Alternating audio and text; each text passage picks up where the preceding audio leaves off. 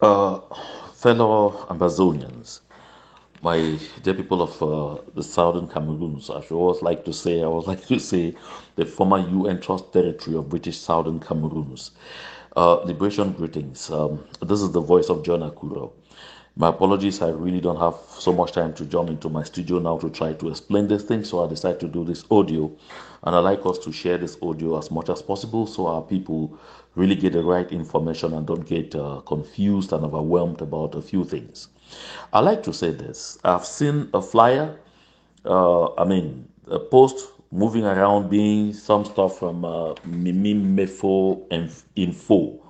And I see even some diehards in our liberation movement, sharing it very feverishly because, as Mimi Mefo appears to suggest inside there, they have the feeling that the United Nations is about to conspire with La République du Cameroon again to, frustrate the aspirations of the people of the southern Cameroons, aka Ambazonia, to assert our right to self-determination.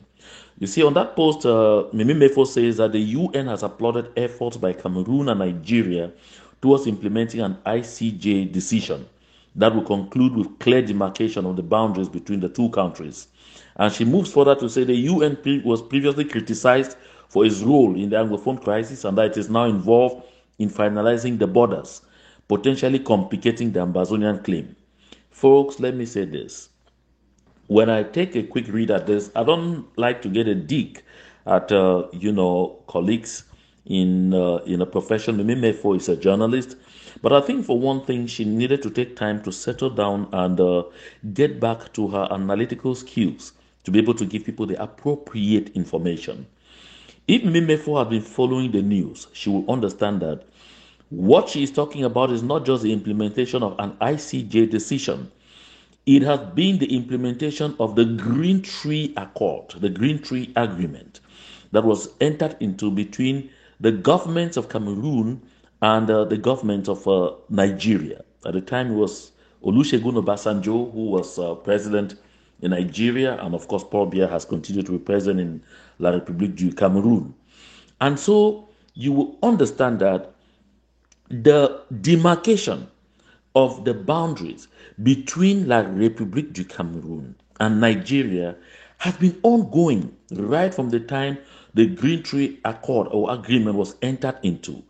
And somewhere back in 2009, I recall covering a session at the Hilton Hotel, which brought together members of the commission that were charged with the demarcation of this boundary. That's 2009, because I see Mimi Mefo writing here in 2024 and talking about a certain demarcation that will be finalized. Listen, while this demarcation had been ongoing and a lot of the places had already been done, La République du Cameroon set out to celebrate the 50th anniversary of its independence, call it whether it's political independence or marriage independence or whatever kind of independence.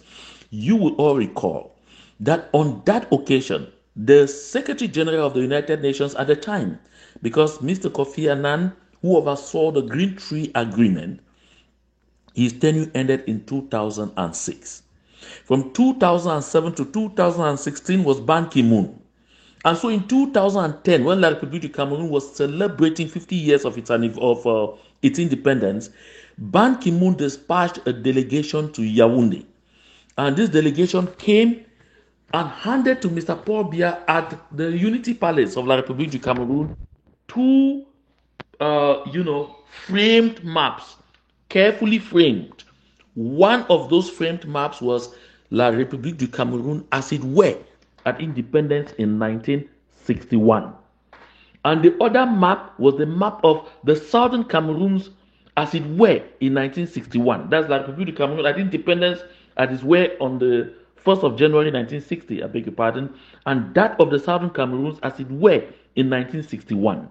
Those two maps were presented as carefully framed pictures to Mr. Paul Biya as present from the then Secretary General of the United Nations, Ban Ki-moon, on the occasion, that was in 2010, on the occasion of the celebration by La République du Cameroon of 50 years of its independence.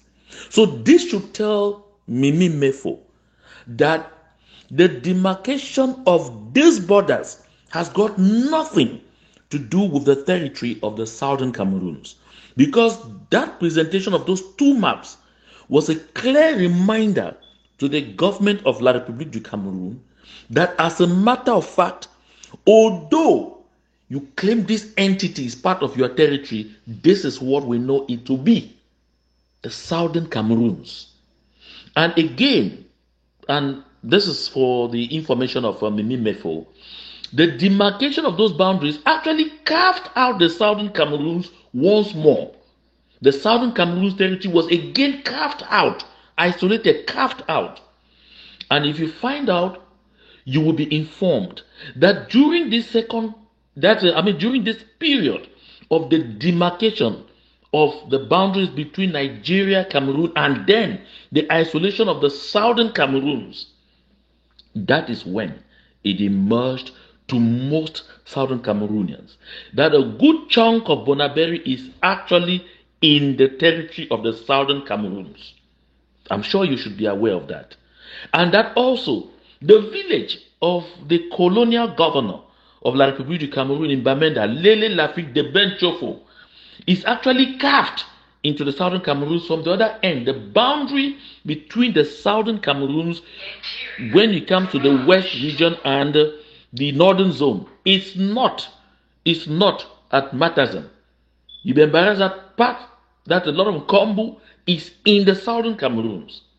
And so you should therefore not feel worried when you see some of these things that are written and propagated by people who either are not really informed or have not taken time to do some research, or they just operate as apparatchiks of the government of La République du Cameroon to, spray confusion into the minds of the people. So this flyer that you are seeing is absolutely sans objet. What Mimi Mefo wrote, she's absolutely late when it comes to the appropriate information on what has been going on. So the demarcation of that boundary is not a matter of today. It has long been done. This should be the finalizing phase. And again, what Mimi Mefo needs to know is that when Bakassi was ceded by Nigeria, it was not ceded to La République du Cameroon. This is another technicality that she needs to know. And this is one thing I faulted Maurice Kamto for. Because Maurice Kamto, when they got before the ICJ, of course, they were defending Bakassi as being part of the southern Cameroon's territory. And they laid claims, therefore, that the southern Cameroons was aligned with La République du Cameroon as per the plebiscite of 1961, and then eventually the ill-fated federal arrangement that we got into. But La République du Cameroon would scarcely lay claims to this territory because we don't have a treaty of union with La République du Cameroon. If you recall, at the start of the hot days of this particular liberation movement, the erudite Barrister Akere Muna asked the question when La République du Cameroon started making noise about one and indivisible. He said, Cameroon is one and indivisible. Which of the Cameroons? He too was involved in policing this matter at the ICJ. So I like that this record we put quite straight, so that we don't go forwarding some stuff here to confuse our people and give our people the impression that the United Nations has gotten up from slumber and is about to hatch some kind of new conspiracy with La République du Cameroon against the people of Ambazonia. And this is to the information of Mimi Mefo. Ambazonia has internationally recognized boundaries. The southern Cameroon has internationally recognized boundaries. And this is evidenced from the map provided by the United Nations to Mr. Paul Biya of La République du Cameroon on a frame as a picture, well framed, side by side, the map of La République du Cameroon. So nobody should be fooled. We have to remain serene. We have to remain strong. Thank you.